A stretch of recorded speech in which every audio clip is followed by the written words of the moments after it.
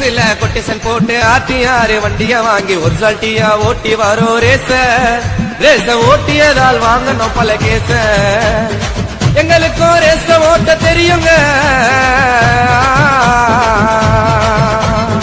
எங்களுக்கும் ரேச ஓட்ட தெரியுங்க.